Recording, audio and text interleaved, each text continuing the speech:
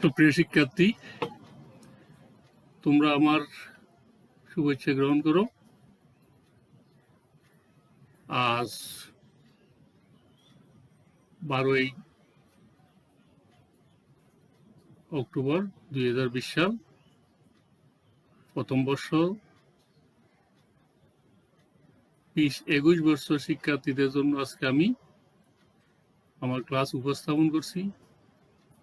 আশা করি তোমরা আমার ক্লাসটা ভালো করে উপভোগ করবে এবং আমাকে তোমাদের ফলাফলটা জানাবে।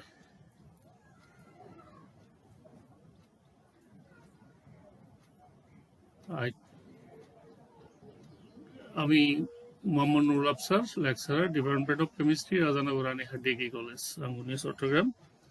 আমাদের ইতিমধ্যে একটা ইন্ট্রোডাক্টরি ক্লাস এবং সাথে সাথে তোমাদের কিন্তু সাবজেক্টিভ ক্লাস হয়ে গেছে। এটা দ্বিতীয় ক্লাস। তোমরা ক্লাসটা খুব ভালো করে উপলব্ধি করবে, যাতে কোনো রকম ভবিষ্যতে সমস্যায় না পড়ো।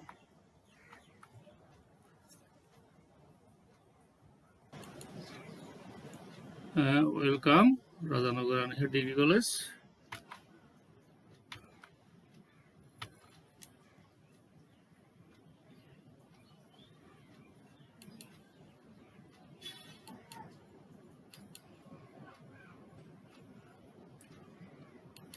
ওকে,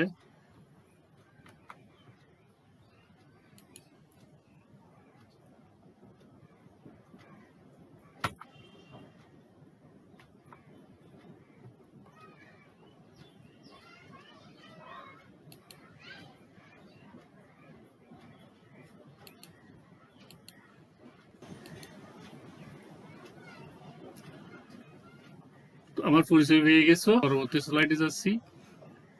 আজকে তোমাদের সাথে আমার আলোচ্য বিষয় হবে রাদারফোর্ড ও বোরের পরমাণু মডেলের মধ্যে তুলনা। উভয় মডেলে ব্যবহার করে হাইড্রোজেন পরমাণুর ব্যাসার্ধ, শক্তি হচ্ছে শক্তি, ইলেকট্রনের বেগ নির্ণয়ের সমীকরণ, বিভিন্ন প্রকার বর্ণালীর বর্ণনা, বিভিন্ন প্রকার তাড়িৎচম্বুক তরঙ্গের বর্ণনা, ইলেকট্রন দাফান্তরের ফলে সৃষ্ট তরঙ্গ দৈর্ঘ্য, শোষিত বা বিকিরিত শক্তির সমীকরণ। এখন আসো বোর রাদারফোর্ডের পরমাণু মডেলের মধ্যে সাদৃশ্য কি। বোর রাদারফোর্ডের পরমাণু মডেলে দেখানোর মতো পরমাণু তড়িৎ নিরপেক্ষ। উভয় মডেলের পরমাণুতে কেন্দ্র ও কেন্দ্র বহির্ভূত শক্তি স্তর ধারণা সমর্থন করে। পরমাণুর কেন্দ্রে নিউক্লিয়াসের অবস্থান উভয় মডেলে সমর্থন করে। উভয় মডেলে ইলেকট্রনের কণা হিসেবে ব্যাখ্যা করে, কোনো মডেলের তরঙ্গ হিসেবে ব্যাখ্যা করতে পারে না। উভয় মডেলে অরবিটালের কোনো ধারণা নাই। এটাই হলো মিল। এখন আসো কি পার্থক্য। বোরের পরমাণু প্লাঙ্কের কোয়ান্টাম তত্ত্বের উপর প্রতিষ্ঠিত, আর রাদারফোর্ড হলো ম্যাক্সওয়েলের তাড়িৎচম্বুক তরঙ্গের উপর প্রতিষ্ঠিত। ইলেকট্রনের নির্দিষ্ট কক্ষপথে ঘূর্ণনের সময় শক্তি শোষণ বা বিকিরণ করে, যেটা বোরের মডেলে বলা হয়েছে, আর রাদারফোর্ডের নির্দিষ্ট শক্তি হচ্ছে শক্তি বিকিরণ বা শোষণ করে। পরমাণুর আকার আকৃতি ব্যাখ্যা করা যায়, এখানে কক্ষের পথের আকার ও আকৃতি ব্যাখ্যা করা যায় না। শক্তি শোষণ বিকিরণ ব্যাখ্যা করা যায়, শক্তি শোষণ ব্যাখ্যা করতে পারে না। পরমাণুর স্থায়িত্ব ব্যাখ্যা করা যায়, আর পরমাণুর স্থায়িত্ব ব্যাখ্যা করা যায় না। এ হলো পার্থক্য। বোর এবং রাদারফোর্ড পরমাণু মডেলের উপর ভিত্তি করে আমরা এখন কিছু কাজ করব, যেহেতু এই ক্ষেত্রে বোর এবং রাদারফোর্ড একাকার হয়ে গেছে। বোর রাদারফোর্ড একাকার। এখন আসো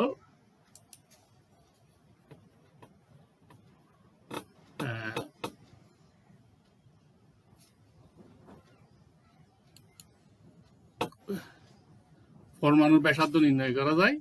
নির্ণয় করব আমরা শক্তি স্তর শক্তি নির্ণয় করব, নির্দিষ্ট শক্তি স্তর ইলেকট্রনের ব্যাগ নির্ণয় করব, বিভিন্ন ধরনের বর্ণালী নিয়ে তুলনা করব।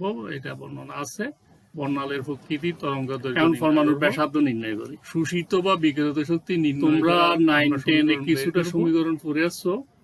তারপরে বল সম্পর্কে, এখানেও ইন্টারমিডিয়েটে তোমরা যখন ফিজিক্স পড়বা এগুলো পড়বা। আমি এই ক্ষেত্রে এগুলো ক্যালকুলেশন করব না, জাস্ট তোমাদের কাছে তুলে ধরবো। তোমরা এগুলো এই জায়গায় মুখস্থ রাখবা। যেমন ইলেকট্রন যখন নিউক্লিয়াসের চারিদিকে ঘুরতে থাকে তখন দুই ধরনের বল কাজ করে। নিউক্লিয়াসের প্রতি ইলেকট্রনের আকর্ষণ বল হলো স্থির তড়িৎ বল, কেন্দ্রমুখী বল। F সমান ZT into e by R square. এখানে ই হলো ইলেকট্রনের চার্জ, জেড হলো প্রোটন সংখ্যা। তাহলে জেড প্রোটন সংখ্যা গুণন ইলেকট্রনের চার্জের সমান হলো, এটা আসলে নিউক্লিয়াসের চার্জ, জেটি নিউক্লিয়াসের চার্জ, ই হলো ইলেকট্রনের চার্জ।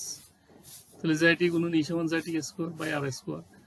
এটা মূলত কুলম্বিক তাড়িৎচম্বুক সমীকরণ, কিন্তু আমি এই জায়গায় তোমাদের এসআই একক ইউজ করি নাই। আর কেমিস্ট্রি বিশেষ করে এসআই একক সমর্থন না করে সিজিএস এককটাই বেশি সমর্থন করে। সিজিএস তোমরা জানো তো, সিজিএস হলো গ্রাম সেন্টিমিটার সেকেন্ড একক। আমরা মূলত এই এককটাই বেশি ফলো করব, এবং আমি এখানে যে সমীকরণগুলি ডিজাইন করেছি বাইর করে তোমাদের দেখাচ্ছি সব হলো সিজিএস এককের উপর ভিত্তি করে। তাহলে এফ সমান jetty square by R square, R হলো পরমাণুর ব্যাসার্ধ। এখানে চিত্র, এখানে আগে একটা কথা বলা যায় কি, ZT square by R square, এটা আসলে এক জায়গায় ঠিক না করাতে সব জায়গায় একই চিত্র চলে আসছে, আর এটা ঠিক আছে। তাহলে কেন্দ্রমুখী বল হিসেবে জেটি স্কোয়ার আর স্কোয়ার, কেন্দ্রাতিক বা ঘূর্ণন বল হলো এফ সি সমান M V square by R square. আর এখানে এফ তে বলছি স্থির তড়িৎ বল, ঘূর্ণন বল, ইলেকট্রন চার্জ, ইলেকট্রনের ভর, শক্তি অস্ত্রের শক্তি, জেটি নিউক্লিয়াসের চার্জের সংখ্যা। এরপরে আসো, তাহলে আমরা পরমাণুর মডেল অনুসারে উভয় পক্ষের শক্তি পরস্পর সমান, সুতরাং উভয় সমীকরণ থেকে আমরা পাই এফ সমান এফ সি। তাহলে এফ এর মান এদিকে বসাইলাম, Z e square by R square, এটা M V square by R square, সুতরাং V square equal to Z e square by M R. এইটা হ্যাঁ, তাহলে এই থেকে বি স্কোয়ার তো এম আর, এটা উভয় পক্ষ থেকে আর বাদ গেছে, সেটা তোমরা ইচ্ছে করলে লিখতে পারো আরেকটা লাইন, না লিখলে এখানে খুব একটা অসুবিধা নেই। তো বোরের দ্বিতীয় স্বতঃসিদ্ধ থেকে আমরা পাই এম বি এর সমান এন এইচ বাই 2 পাই, তো এখান থেকে বি বাইর করে নিলে পাই N H by 2 pi M R. সুতরাং বি স্কোয়ার, আমি যে স্কোয়ার, যেহেতু এখানে স্কোয়ার আকারে আছে, আমি এখানে স্কোয়ার আকারে করে নিলাম, V square N square H square 4 pi square M square R square. তেমন সমীকরণ 3 এবং 4, দুইটার বাম পক্ষ বি স্কোয়ার, ডান পক্ষ যা আছে তা সমান হবে। উভয় পক্ষ থেকে তোমার এম আর বাদ গেছে, জেটি স্কোয়ার সমান N square H square divide by 4 pi square M R. এখান থেকে আর এর মান আমরা বাইর করে ফেলছি, N square H square 4 pi square M Z E square. Generally আমরা নির্দিষ্টতম শক্তি স্তরকে এনতম মানে আর এন দিয়ে প্রকাশ করি। এখানে জাস্ট আর নিয়ে লেগে আমি আর এন লিখলাম। তো এটা সুবিধা, তুমি প্রথম শক্তি স্তর হইলে আর ওয়ান লিখতে পারবা, দ্বিতীয় শক্তি স্তর হইলে আর টু লিখতে পারবা, তৃতীয় শক্তি স্তর হইলে আর থ্রি লিখতে পারবা। সুতরাং এখানে আমরা আর এন লিখলাম, n square by h square 4 pi square M E square. Hydrogen পরমাণুর জন্য জেড সমান 1, যেহেতু হাইড্রোজেন পরমাণু একটাই ধনাত্মক চার্জ আছে, তাহলে আমি জেডের মান 1 বসাইয়া শুধু জেডটা থাকলো না, N square H square M E square. আর প্রথম শক্তি স্তরের জন্য আমি একটু ইংরেজিতে লিখলাম, আসলে ইংরেজি বাংলা একসাথে ঝামেলা, তোমরা তো আসলে এই সরাসরি ইংরেজিগুলো বুঝবা। প্রথম শক্তি স্তরের হাইড্রোজেনের জন্য এন সমান 1, তাহলে আর সমান পাচ্ছি আমি এন এর মান 1 বসাইয়া h square 4 pi square M E square. তাহলে আমরা যদি এখান থেকে আর এন লিখি, যখন শক্তি স্তরে আর এন সমান এন স্কোয়ার আর স্কোয়ার। তাহলে তোমরা যদি আর এফ আই এর মান বসো, এইচ এর মান 6.626 into 10 to the minus 34 joule second, electron charge 1.6 into 10 to the minus 19 coulomb, তাহলে আমি আর ওয়ান এর মান পেয়ে যাচ্ছি 0.53 ইন্টু 10 টু দি মাইনাস 10। আপাতত তোমরা এগুলো দেখে যাও, আমরা যখন এই সমস্যাগুলি সমাধান করব এখানে তোমাদের আরো ডিটেল বলা হবে। আজকে থিওরিগুলো একটু ভালো করে জেনে নাও। আমরা বিভিন্ন বোর্ডের প্রশ্ন নিয়ে পরীক্ষা করব, তখন আমরা ডিটেল বলবো। তো সুতরাং আমরা আর এন সমান এন স্কোয়ার আর, এটা এখানে লিখছি আবার, আর এন সমান এন স্কোয়ার আর এন এর মান। তাহলে এখানে একটা ইন্টারেস্টিং বিষয় হলো, R1 হইল বোরের ব্যাসার্ধ বলা হয় হাইড্রোজেনের।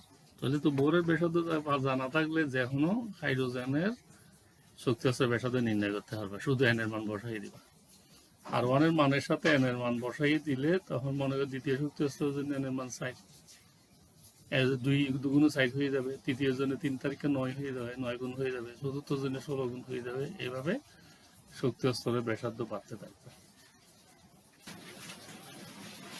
এখন আসো, ইলেকট্রন যখন পার্টিকুলার শক্তি স্তরে ঘুরতে থাকে তখন তার শক্তি, এই শক্তি থাকে নির্দিষ্ট একটা স্থিতি শক্তি, বিভব শক্তি থাকে, এবং ইলেকট্রন গুণনের ফলে থাকে গতিশক্তি, অর্থাৎ টোটাল শক্তি বিভব শক্তি যোগ গতিশক্তি। তো ইলেকট্রন যখন সাঁচি ব্যাসার্ধ আর ঘুরতে থাকে তখন তার স্থিতি শক্তি হবে Z²/r, আর গতিশক্তি তোমরা জানো 12 mv²। এগুলো আমরা আগে থেকে পরিচিত হয়েছি। ই হলো ইলেকট্রন চার্জ, আর হলো ব্যাসার্ধ, আর এম হলো ইলেকট্রন ভর, বি হলো রৈখিক বেগ, যেই বেগে ইলেকট্রনটা ঘুরতেছে শক্তি হচ্ছে চারিদিকে 12 mv²। তো শক্তি সংরক্ষণের সূত্র আমরা জানি, মোট টোটাল শক্তি স্থির শক্তি প্লাস গতিশক্তি। আমরা এই সমীকরণ করে তাহলে শক্তি হচ্ছে শক্তি, ইলেকট্রনের মোট শক্তি En সমান Ep প্লাস Ek, En মানে 12 Z² আর Ek সমান 12 mv²। b² এর পরিবর্তে আমরা আগে যেটা b² Z²/mr, এই জিনিসটা আমরা দুইটা বল পরস্পর সমান থেকে পাইছিলাম না, তোমার বিভব কি বল হয়, স্থির তড়িৎ বল, ঘূর্ণন বল, অর্থাৎ দুইটা পরস্পর সমান ধরে আমরা একটা সমীকরণ পাইছিলাম b² সমান Z²/mr। তো Z²/r এখানে এইগুলো বসাই দিলাম, বসাইয়ে দিয়া এই জায়গায় বসাইয়া দিয়া 12 Z²/r, এটা ক্যালকুলেশন করে পাই -Z²/2r। তাহলে আর এর মান যদি বসাইয়ে দিই আমি এই রাশিটা পাবো 2π² m Z²/E4/n²h²। এখানে আর এর মান তোমরা ইচ্ছা করলে প্র্যাকটিস করে নিতে পারো। তো বসাইয়ে দিয়া তোমরা ছোটখাটো সরল অঙ্ক করে আসছো, আমি আশা করি এটা তোমরা ভালো করেই করবে। এই জায়গায় আর এর মানটা যেটা আমরা কিছুক্ষণ আগে বাইর করে দেখাইছি ব্যাসার্ধ সমীকরণের আর, সে আরটা এই জায়গায় বসাই দিব, বসাই দিয়ে একটা নতুন সমীকরণ 2π² m Z²E4/n²h²। তো হাইড্রোজেনের জন্য Z এর মান 1, তাহলে এখানে Z এর মান 1 বসাই দিলাম, 1 আর Z চলে গেল, Z আর থাকলো না, 2π² me4/n²h²। তাহলে প্রথম শক্তি স্তরের জন্য n এর মান 1, তাহলে n এর মান এই জায়গায় বসে গেছে 2π² me²/h²। তাহলে আমি এখন যে কোনো শক্তি স্তরের En এর সাথে E1 এর সম্পর্ক বাইর করব। অনুপাতে E1 বাইর করতে পারলে En বাইর করে ফেলবো। যেমন E1 এর মান আমরা এই মানগুলি বসাইয়া, I এর মান, M এর মান, E এর মান বসাইয়া আমরা জুলে পাইছি 2.172 × 10⁻18 জুল। তাহলে এই মানটা যদি এই জায়গায় E1 এর মান বসাই, তাহলে যে কোনো শক্তি স্তরের জন্য n² দিয়ে ভাগ, সিম্পল। n এর মান বসাবে, দ্বিতীয় শক্তি স্তরে n এর মান 2 বসাইলে 4 হবে। প্রথম শক্তি স্তরে 4/1 শক্তি থাকবে দ্বিতীয় শক্তি স্তরে, 9/1 শক্তি থাকবে তৃতীয় শক্তি স্তরে। তাহলে এইভাবে বিভব শক্তি আমরা নির্ণয় করতে পারি যে কোনো ইলেকট্রনের জন্য। এখন আমরা বাইর করব ব্যাক, কক্ষপথে ঘূর্ণনরত ইলেকট্রনের গতিবেগ নির্ণয় করব। বোর পরমাণু মডেলের তত্ত্ব অনুযায়ী আমরা জানি অ্যাম্পিয়ার, এটা আবার NH/2 পাই। বি এর মান বাইর করছি। কক্ষপথের জন্য ব্যাসার্ধ পাইছিলাম আগে h² 4π mz²। ব্যাগের জন্য কিন্তু হাইড্রোজেনটা স্পেসিফিক না, তোমরা জেডটা ওমিট করবে না, জেডটা ইম্পর্টেন্ট আছে। তো যদি তোমাদেরকে বলা হয় অ্যালুমিনিয়ামের 13তম ইলেকট্রনের ব্যাগ কত, তখন তোমরা যদি জেড এর মান আগে ভাগে বসাইয়ে ফেলো, এক বসাই দিয়ে হাইড্রোজেনের চিন্তা করে, তাহলে তোমাদের অঙ্কটা করতে পারবে না। সুতরাং এই ক্ষেত্রে জেডটা বাদ দিবে না, জেডটা থেকে যাবে। তখন ওই আর এর মানটা এখানে বসাই দিলাম, বসাই দিয়ে এই জায়গায় বসাইলাম, বসাইয়ে ক্যালকুলেশন করে শেষ পর্যন্ত বি সমান পাই গেলাম 2πe²/h²। তাহলে 2 স্থির, পাইয়ে স্থির, ইউ স্থির, এগুলোর মান বসাইয়া জেড বসাইলা, যে কোনো পরমাণু তোমার যদি অ্যালুমিনিয়াম বসে জেড এর মান 13 হবে, তেরোতম ইলেকট্রন ধন শক্তি স্তর থাকবে, তৃতীয়তে থাকবে, n এর মান 3 হবে, তাহলে ইজিলি বাইর করে ফেলতে পারবা। সোডিয়ামের শেষ ইলেকট্রনে ব্যাক বাইর করতে দিতে পারে, তো শেষ ইলেকট্রন 11তম ইলেকট্রন, আর সোডিয়ামের ফোটন সংখ্যা Z সমান 11, 11তম ইলেকট্রন তৃতীয় শক্তি স্তর দেয়, বসে এবারই বাইর করে ফেলতে পারবে। যদি তোমাকে দেয় জিঙ্কের 30তম ইলেকট্রনের ব্যাক কত, তো এই জিঙ্কের পরমাণুর সংখ্যা 30, যেটা এমন 30 বসাই দিবা, 30তম ইলেকট্রন শক্তি স্তর থাকে, তোমাকে এটা ইলেকট্রন বিন্যাসের মধ্যে বাইর করে। আমরা সাধারণত শেষ ইলেকট্রন 4s অরবিটালে থাকে, চতুর্থ শক্তি স্তর থাকে, সেই জন্য n এর মান 4 বসায়।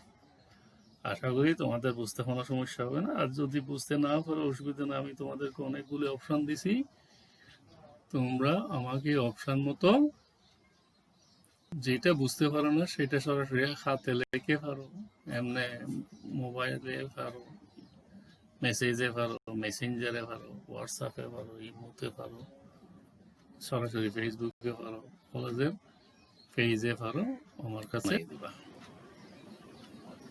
আমি যখন একটা হাইড্রোজেনের ব্যাগ বাইর করছি, তো এই সমান Z এর মান 1, n এর মান 1 বসাইয়া ব্যাগে যে মানগুলি বসাইছি আমি ক্যালকুলেশন করি নাই, ক্যালকুলেশনটা তোমাদের জন্য রেখে দিছি। তোমরা বাসায় ক্যালকুলেশন করে আমাকে উত্তরটা ইনবক্সে বানাবো। তো এখানে বলছি এই জায়গায় 2πe²/h, এখানে যে কোনো পরমাণুর জন্য একই মান, শুধু Z এর মান নির্ভর করবে যে পরমাণুটা পারমাণবিক সংখ্যা কত, তত বসাইতে হবে। আর যে ইলেকট্রনের বেগ বাইর করতে আছে এটা কত শক্তি স্তরে, সেটা বাইর করতে হবে। তো তোমরা এটা বাইর করে এখানে বসাইয়া দিলে তোমরা যে কোনো পরমাণুর বেগ বাইর করতে। এখন তড়িৎ-চৌম্বক সম্পর্কে আমরা যাবো, তড়িৎ-চৌম্বক তরঙ্গ। এখানে আমি একটা চিত্র দেখাচ্ছি, চিত্রতে দেখো এখানে সবচেয়ে শেষের দিকে গামা রশ্মি, তারপর অতি বেগুনি রশ্মি, তারপর দৃশ্যমান আলোকে আবার বড় করে হাইলাইট করে এখানে দেখাইছে, তারপর অবলোহিত রশ্মি, মাইক্রোওয়েভ, রেডিও ওয়েভ। তাহলে এটা তরঙ্গ দৈর্ঘ্য মিটারে দিছে 10⁻13 থেকে 10⁻11 পর্যন্ত গামা রশ্মি, তারপরে -11 থেকে -9 পর্যন্ত এক্স রে, -9 থেকে -7 পর্যন্ত তরঙ্গ দৈর্ঘ্য মিটার হবে অতি বেগুনি রশ্মি। এগুলো আবার ফ্রিকোয়েন্সি আছে, তরঙ্গ দৈর্ঘ্যটা আমাদের বেশি মনে রাখতে হবে। আর -7 মোটামুটি এটা অ্যাকচুয়ালি হবে 3.5 × 10⁻7 থেকে 7 × 10⁻7 মিটার তরঙ্গ দৈর্ঘ্যের মধ্যে দৃশ্যমান আলো থাকে। অ্যাকচুয়ালি এটা 400 থেকে 700-র ভিতরে এই তরঙ্গ। এটা হলো ন্যানোমিটার, 1 ন্যানোমিটার সমান 10⁻9 মিটার। তো আমরা ন্যানোমিটারকে পাশে 10⁻9 গুণ করে দিলে মিটার হয়ে যাবে। তো ন্যানোমিটারের যেহেতু একটু হিসাব রাখা সহজ হবে, তাহলে 700 হইতে আসলে 380 হইতে 780, তো এখানে একটু আমরা পরবর্তী এটা কনফার্ম হবে। এই তরঙ্গ দৈর্ঘ্যের মধ্যে সবগুলি হবে দৃশ্যমান আলো। দৃশ্যমান আলোর মধ্যে দেখি বেগুনি, নীল। বেগুনি হলে 400 হইতে 450 বেগুনি, নীল হবে 450 500-এর ভিতরে, আজমানি হলো 500 হইতে 550-এর ভিতরে, সবুজ 550 হইতে 600-এর ভিতরে, হলুদ হলো 600 হইতে 650-এর ভিতরে, কমলা 650 700, আর 700 হইতে 780-র মধ্যে হবে লাল। আর অবলোহিত এর চেয়ে ছোট তরঙ্গ দৈর্ঘ্য হবে অবলোহিত। অবলোহিত মানে তাপ তরঙ্গ, যার মাধ্যমে সূর্য থেকে পৃথিবীতে তাপ চলে আসে। এটাও তাপ তরঙ্গ হলো একটা তোমার তাড়িৎচুম্বক তরঙ্গ, মাইক্রোওয়েভ, যার মাধ্যমে আমরা টিভি দেখতে পাই। আর মাইক্রোওয়েভ এখন অনেকগুলি চুলো আছে, যেগুলো এখন তোমার হাত রান্না হবে কিন্তু গরম হবে না। এই ধরনের রেডিও ওয়েভ, যার মধ্যে আমরা রেডিও শুনি ইত্যাদি। তাহলে চিত্রটা বইতেও আছে, আমি এখানেও তুলে ধরছি, তোমরা এটা ভালো করে লক্ষ্য করে। এখন কিছু কিছু জিনিস যেটা তোমরা ফিজিক্সেও করবা, আমি এখানে একটু বলে দিচ্ছি। তরঙ্গ দৈর্ঘ্য জানো, কোনো তাড়িৎচুম্বক তরঙ্গের নিকট পাশাপাশি অবস্থিত দুইটি শীর্ষের দূরত্বকে তরঙ্গ দৈর্ঘ্য বলে। অর্থাৎ এখানে তোমরা ফিজিক্সে পড়ে আসছো তরঙ্গ সৃষ্টি কণা, একটি তরঙ্গ সৃষ্টি হতে যে সময় লাগে সে সময় তরঙ্গটি যে দূরত্ব অতিক্রম করে ওইটাকে তরঙ্গ দৈর্ঘ্য বলে। তাহলে বিশেষ করে আর তরঙ্গ লম্বিক তরঙ্গ, তোমরা আর তরঙ্গ পড়ছো। আর তরঙ্গ দুইটি শীর্ষের মাঝখানে দূরত্ব, যেমন পানির ঢেউ পরপর দুইটা ঢেউয়ের উপরে অংশের মাঝখানে দূরত্ব হলো তরঙ্গ দৈর্ঘ্য। আমরা এগুলোকে ন্যানোমিটার হিসেবে ধরবো। ন্যানোমিটার বলছি 10⁻⁹ মিটার। কম্পাঙ্ক প্রতি সেকেন্ডে যতটা কম্পন সৃষ্টি করে। তোমরা রেডিও, FM রেডিও শুনো, রেডিও ফুর্তি 88 বলতে বুঝি আমরা 88 মেগা হর্স। আসলে 88 গুণন 10⁶ সাইকেল পার সেকেন্ড। প্রতি সেকেন্ডে 88 গুণন 10⁶, অর্থাৎ 88 মিলিয়ন তরঙ্গ সৃষ্টি করে এটা। তাহলে এটা হার্স বলে। অর্থাৎ হার্স, 1 হার্স মানে প্রতি সেকেন্ডে যদি একটা তরঙ্গ দেয়, একটা কম্পন দেয়। তরঙ্গ শৈত্যে এটা একটা ইম্পর্টেন্ট বিষয় এখানে। প্রতি দৈর্ঘ্যে, ওইটা বলো প্রতি সেকেন্ডে যতটা তরঙ্গ উৎপন্ন করে, এটা প্রতি একক দৈর্ঘ্যে। আমি আর পরবর্তী হালে দেখাবো প্রতি 1 মিটার দৈর্ঘ্য বা 1 সেন্টিমিটার দৈর্ঘ্য কতটি তরঙ্গ উৎপন্ন করে। এটা হলো তরঙ্গ সংখ্যা। আর তরঙ্গ বেগ, তরঙ্গ সৃষ্টিকারী কোনো কোনো একক সময়ে যে দূরত্ব অতিক্রম করে। আমরা এখানে তরঙ্গ বেগ বলতে বুঝবো তারিক চম্বুক তরঙ্গের বেগ। অ্যাকচুয়ালি একবার সোজা কথায় আলোর বেগ। দৃশ্যমান উদ্দেশ্য সব আলোই তরঙ্গ, তারিক চম্বুক তরঙ্গ। তো এটাকে আমরা ব্যাগটাকে সি দিয়ে, সবগুলি তারিক চম্বুক তরঙ্গ যেগুলো আমি তোমাদেরকে দেখাইছিলাম সবগুলোর ব্যাগ সেম, সেটা সি। এবং তার মান হলো 3 গুণন 10⁻⁻1 সেকেন্ড। একটু পূর্ণাঙ্গ যে সময় লাগে তাকে আমরা টি দ্বারা প্রকাশ করি। টি হলো সাইকেল পার সেকেন্ড পার সাইকেল। একটা সাইকেল দিতে, একটা তরঙ্গ দিতে যেই সময় লাগে। আর কম্পাঙ্ক এবং পর্যায়কালের মধ্যে সম্পর্ক। কম্পাঙ্ক এখানে যেহেতু তারিক চম্বুক তরঙ্গ কম্পাঙ্ককে নিউ দিয়ে প্রকাশ করা হয়, টি এবং নিউর সম্পর্ক, টি সমান 1/নিউ বা নিউ সমান 1/টি, এভাবে আমরা প্রকাশ করব। তো গামা রশ্মি বলছিলাম, এখানে চিত্র দেখাইছিলাম সবচেয়ে কম তরঙ্গ দৈর্ঘ্য রশ্মি গামা রশ্মির 5.0 × 10⁻⁴ ন্যানোমিটার থেকে শুরু করে 1.5 × 10⁻² ন্যানোমিটার পর্যন্ত। কম্পাঙ্ক 10⁻18 থেকে 10⁻20 হার্স। শক্তি হলো 12 গুণন 10⁹ থেকে 12 গুণন 10⁻11 জুল পার মোল। 15 সেন্টিমিটার হিসাবে করতে পারে। এক্স-রে এর চেয়ে কম তরঙ্গ দৈর্ঘ্য 1.0 থেকে 10⁻² ন্যানোমিটার থেকে 10 ন্যানোমিটারের ভিতরে। একটা কম্পাঙ্ক হলো 6 গুণন 10⁻7 থেকে 12 গুণন 10⁻7 শক্তি। এটা জুল পার মোল হবে। ত্বক মাংসভেদ করতে পারে কিন্তু হাড় ভেদ করতে পারে না। যেটা এক্স-রে করো তোমরা, হাড়টার ভেঙে গেলে শরীরের এক্স-রের মাধ্যমে নিশ্চিত হয় ডাক্তাররা কোথায় কি সমস্যা হয়েছে। আর ইউভি রশ্মি, যেটার মাধ্যমে 10 ন্যানোমিটার থেকে 380 ন্যানোমিটার তরঙ্গ দৈর্ঘ্যের মধ্যে তারিক চম্বুক তরঙ্গ হলো ইউভি রশ্মি। এটার কম্পাঙ্ক 7.5 থেকে 7.5 × 10⁻14 থেকে 1.5 × 10⁻17 হার্স পর্যন্ত। আর এটা হলো তোমার বিশেষ করে উদ্ভিদ খাদ্য সামগ্রী করে, এটা দিয়ে জাল টাকা শনাক্তকরণ করে, আসল শনাক্তকরণের ব্যাপারে আমরা পরবর্তী ক্লাসে এটা নিয়ে বিস্তারিত আলোচনা করব। তারই আর এর হয়ে 380 থেকে 780 তরঙ্গ দৈর্ঘ্যের তরঙ্গগুলো হলো দৃশ্যমান। এগুলো নিয়ে একটু হাইলাইট করি। তাহলে 7.9 × 10⁻14 থেকে 4.3 × 10⁻14 হর্জের মধ্যে এই তরঙ্গগুলি অবস্থিত। শক্তি থাকবে 3.17 × 10⁵ থেকে 1.39 জুল পার মোলের মধ্যে। মৌলের উত্তেজিত পরমাণু উচ্চতর শক্তি থেকে নিম্নতর শক্তি স্তরে নেমে এলে দৃশ্যমান আলো নির্গত হয়। মানুষের চোখ এই বিকিরণের প্রতি সংবেদনশীল হওয়ার কারণে আমরা খালি চোখে দেখতে পাই। বস্তুত তারিক চম্বকীয় বিকিরণে অতি ক্ষুদ্র অঞ্চল জুড়ে এই বিকিরণের অস্তিত্ব। অর্থাৎ আমরা তারিক চম্বক তরঙ্গে যতটুকু রেঞ্জ দেখাইছি, খুব অল্প অঞ্চল ব্যাপিয়ে শুধু দৃশ্যমান আলোটা আছে।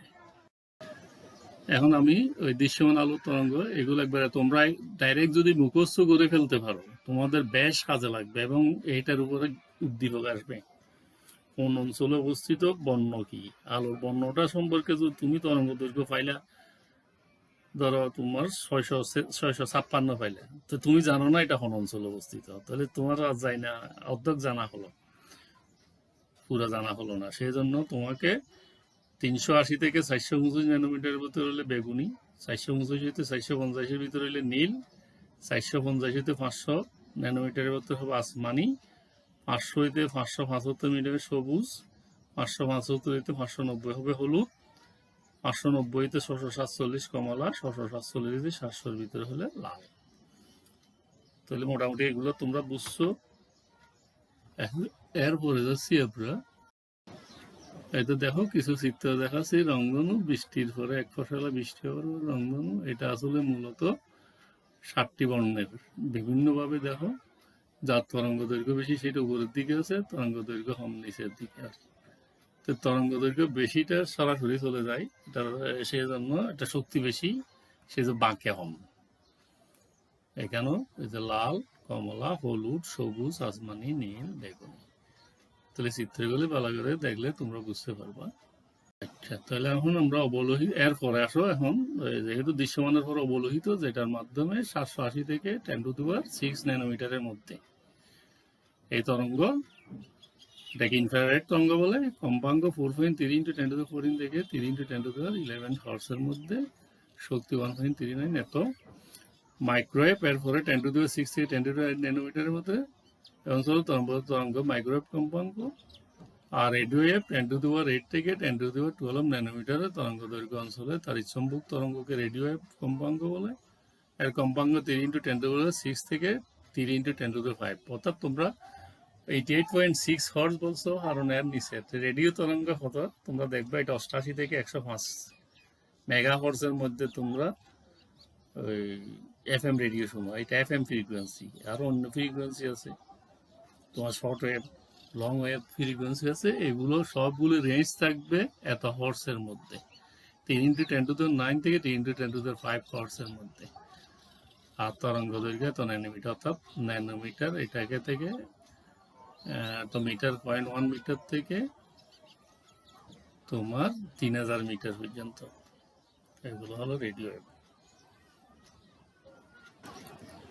হাইড্রোজেন পরমাণুর বর্ণালী আমরা কিভাবে পাই? এখন একটু দেখ, হাইড্রোজেন পরমাণু ফরমেশন গ্যাস। হাইড্রোজেন পরমাণু, হাইড্রোজেন নিউক্লিয়াসে একটি মাত্র ফোটন, একটি শক্তি স্তরের প্রথম শক্তি স্তরে একটি ইলেকট্রন বিদ্যমান।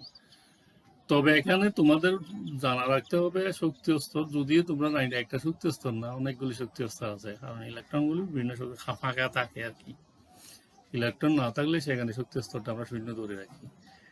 ইলেকট্রন হাইড্রোজেনের বিভিন্ন শক্তি স্তরের মধ্যে দাফান্তরিত হয়। দাফান্তরিত হওয়ার পরে উচ্চ শক্তি স্তর থেকে নিম্ন শক্তি স্তর যখন দাফান্তরিত হবে, তখন শক্তি বিগরণ বা শোষণ ঘটবে।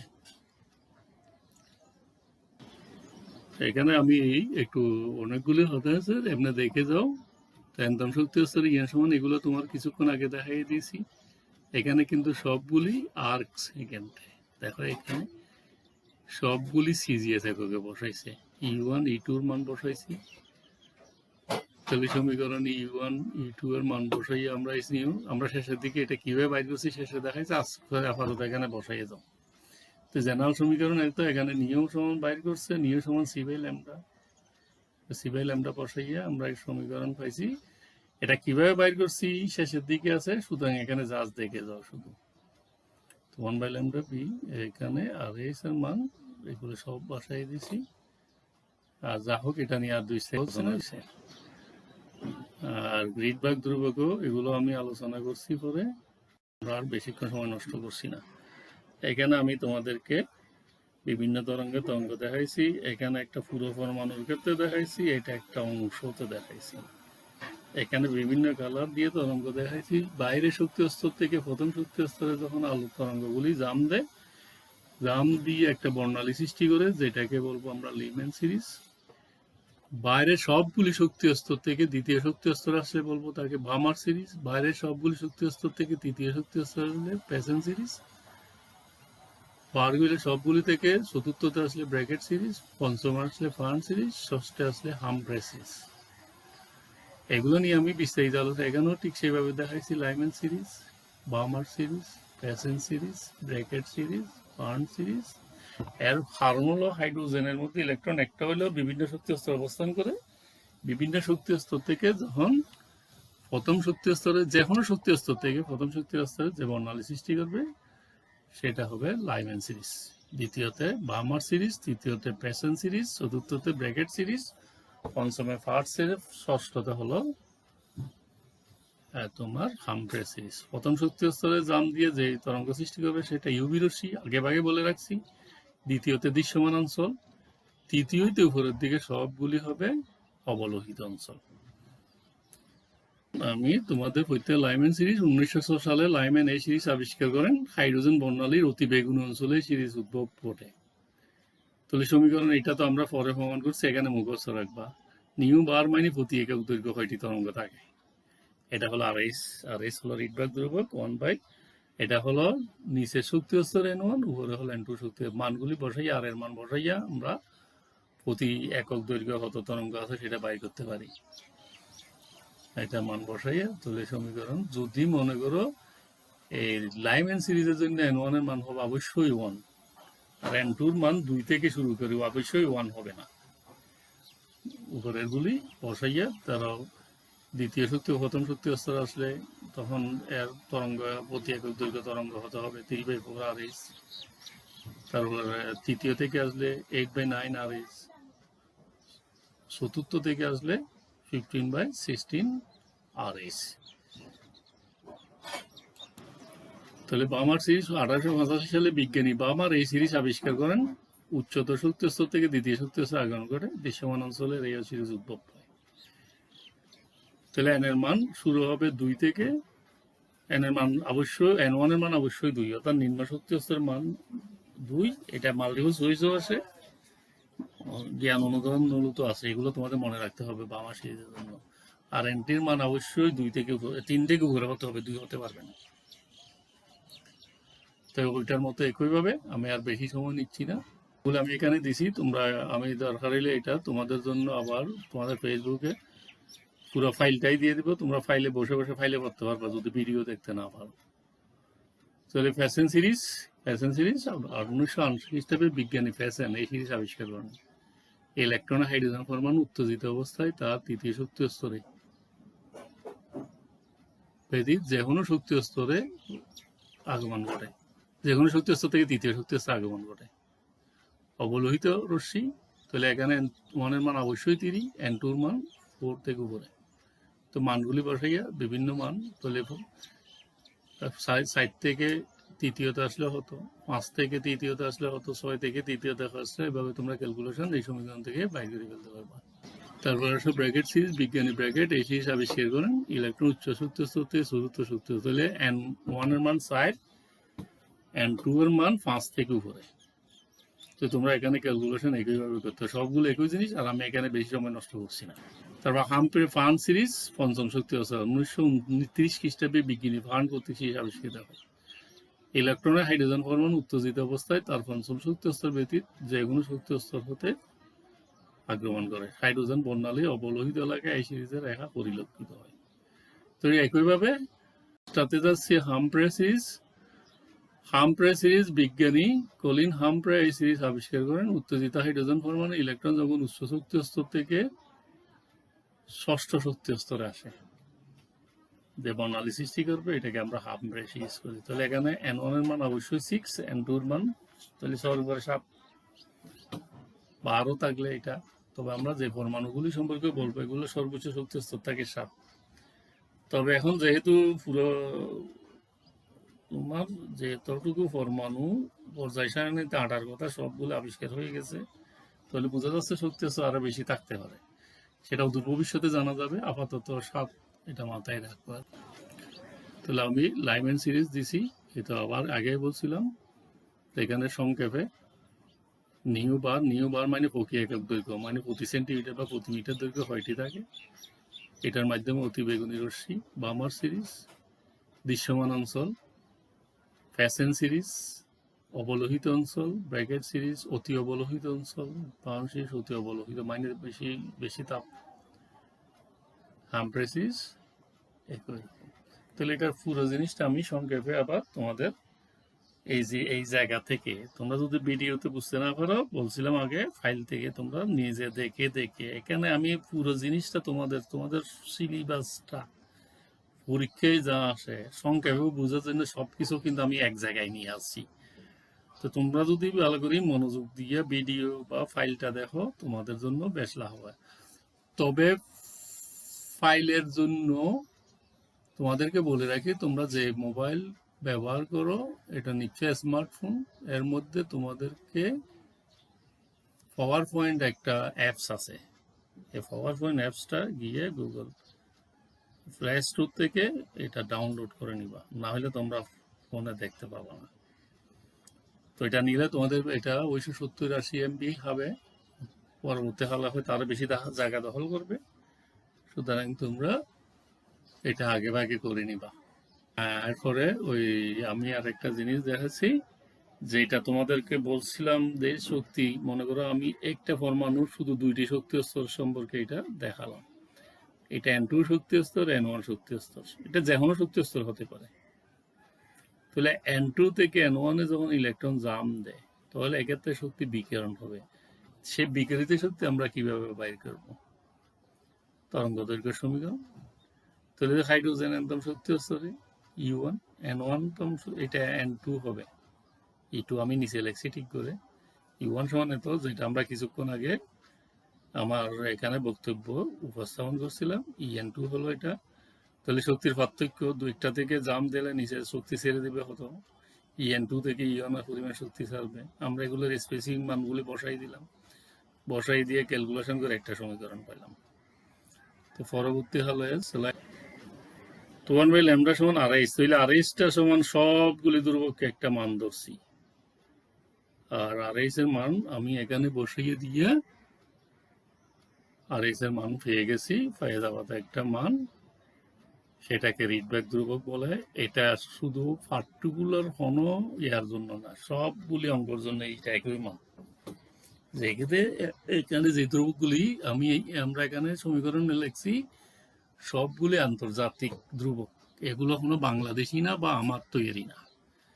সুতরাং তোমার অঙ্ক করার সময় RS মান এটা নির্দিষ্ট থাকবে। তো এখান থেকে আমি তরঙ্গ দৈর্ঘ্য, তুমি ইচ্ছে করলে তরঙ্গ দৈর্ঘ্য সরাসরি বাইর করে ফেলতে পারবো। ল্যামডার মান 1/λ মানে ল্যামডার বিপরীত মান পাইলে, আর ল্যামডা বাইর করে ফেললে তোমরা ডেল্টা এর মানও বাইর করে ফেলতে পারবা। ডেল্টা E সমান H ইন্টু C/λ, যেটা আমি আগের ইয়াতে উল্লেখ করেছি। তাহলে মোটামুটি আজকে আমার ক্লাস এতটুকু। তো আশা করি তোমরা খুব ভালো করে আমার ক্লাসটা বুঝতে চেষ্টা করেছো।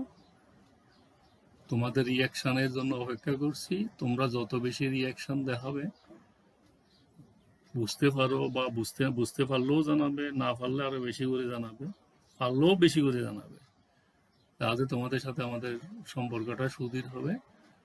তাহলে ভবিষ্যতে আমরা আমাদেরকে তোমাদের মেরিট বুঝে আমরা এভাবে ক্লাস উপস্থান করব। তাহলে আজ এই পর্যন্তই। আমাদের এই ক্লাসটা আমি এইভাবে দিব, এটাকে ভিডিও করে তোমাদের কাছে পৌঁছাই দিব। আশা করি তোমরা সময় মতো পেয়ে